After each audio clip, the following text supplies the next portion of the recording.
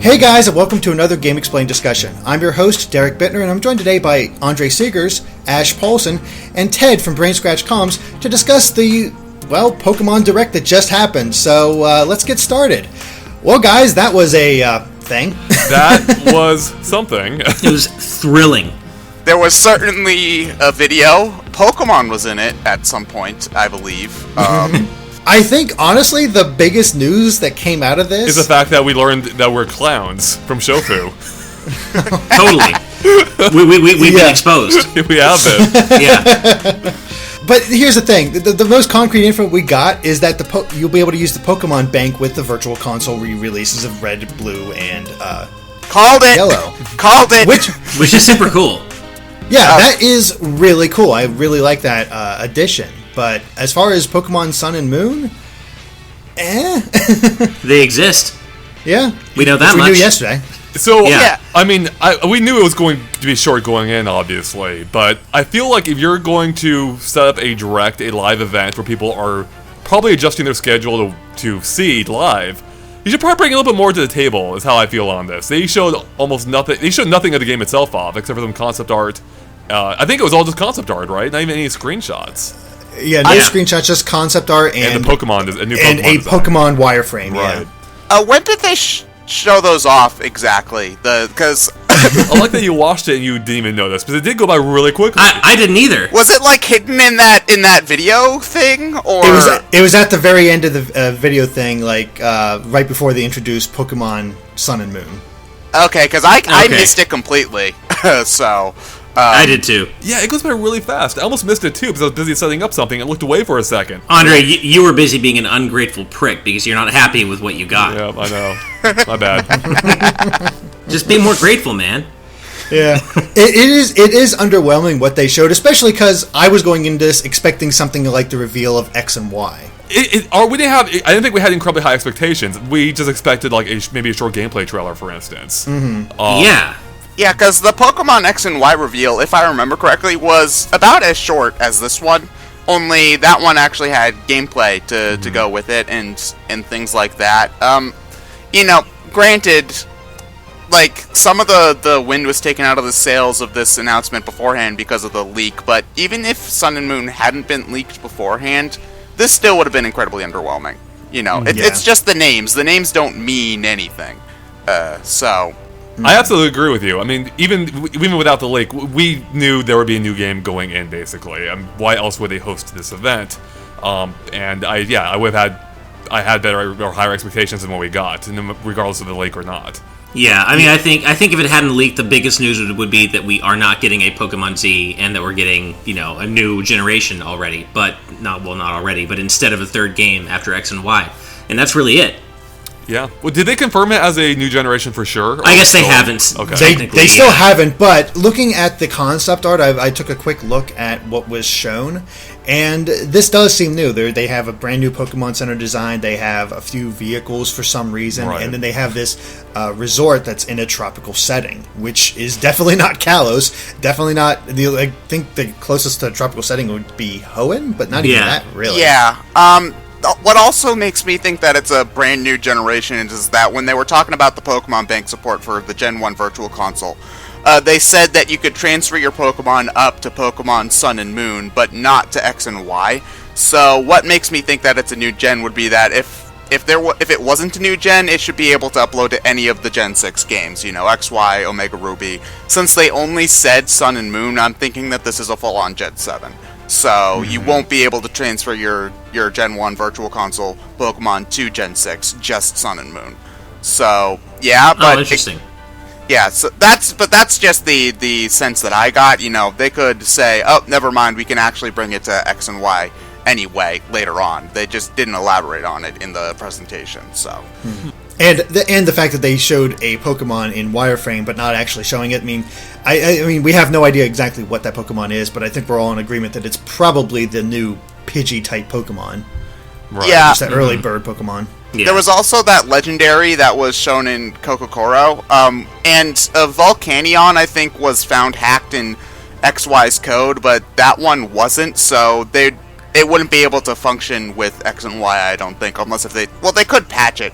I suppose. But I don't think they've ever done that for a Pokemon game before, so it would be a little bit odd. Yeah, it's just a little bit. But, I mean, the funny thing is, I was talking to Andre as they were showing this video before they introduced Pokemon Sun and Moon. We were talking about, like, this is actually kind of a better trailer for Pokemon's 20th anniversary than the actual Super Bowl trailer.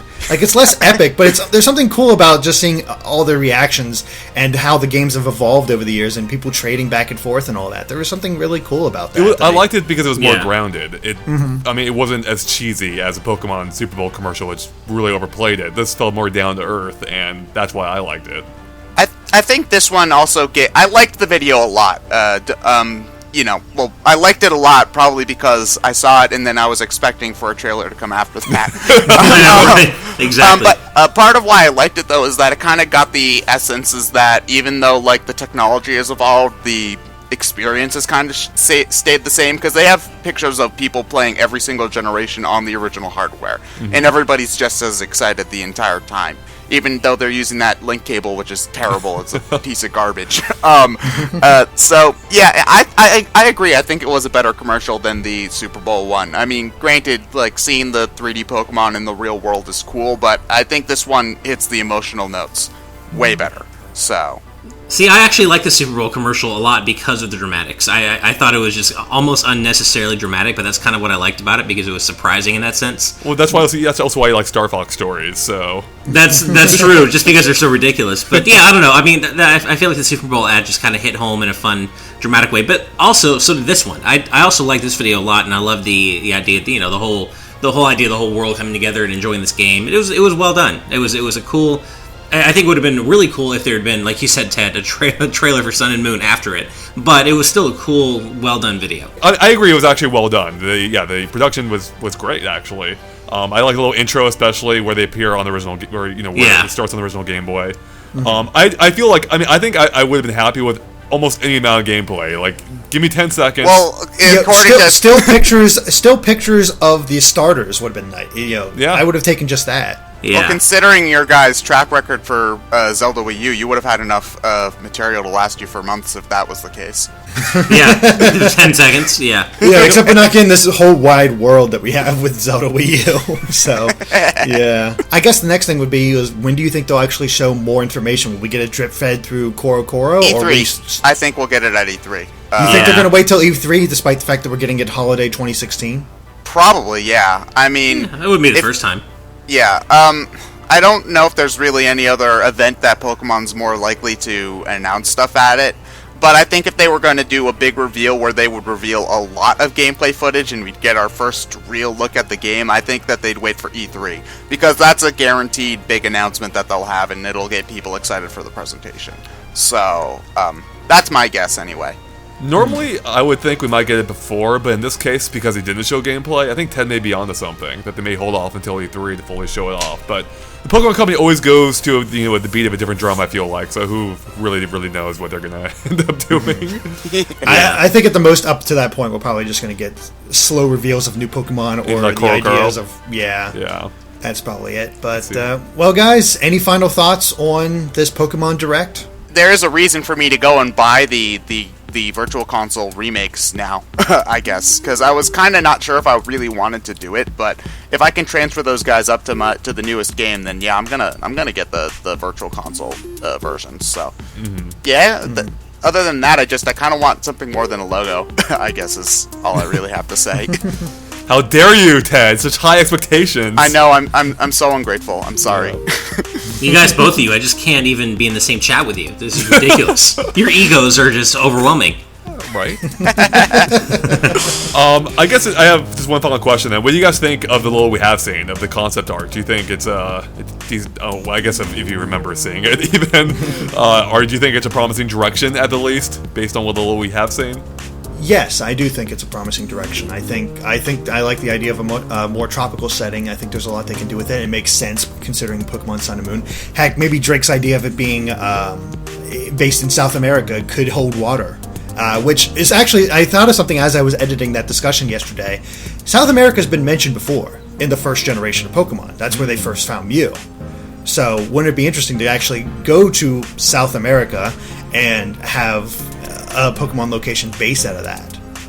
I don't think so. I think it'd be great. Yeah, and I agree with you, Derek. I think the new potential setting sound is really promising. I think it could be a fun new take on the world of Pokemon. I just need to see more personally. Like again, Yeah.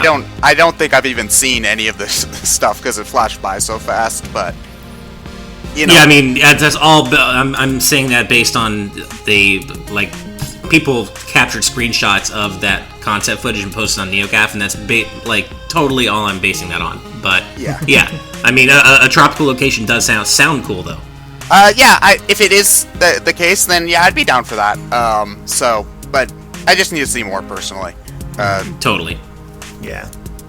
Alright guys, well I think that covers it for our Pokemon Direct discussion, so thank you for watching, and if you like this video, be sure to like us on Facebook and Twitter at GameXplain. And Ted, where can they find you at? So I'm part of Brain Scratch Comms, where we do a number of video game commentaries. At the moment, we do Pokemon Nuzlocke live stream for Pokemon Heart Gold, and that's every Friday at 6 p.m. Eastern, and you should stop by because it's a great time, so yeah. Alright, and of course stay tuned to GameXplain for more on Pokemon and other things gaming too. Until next time guys, bye.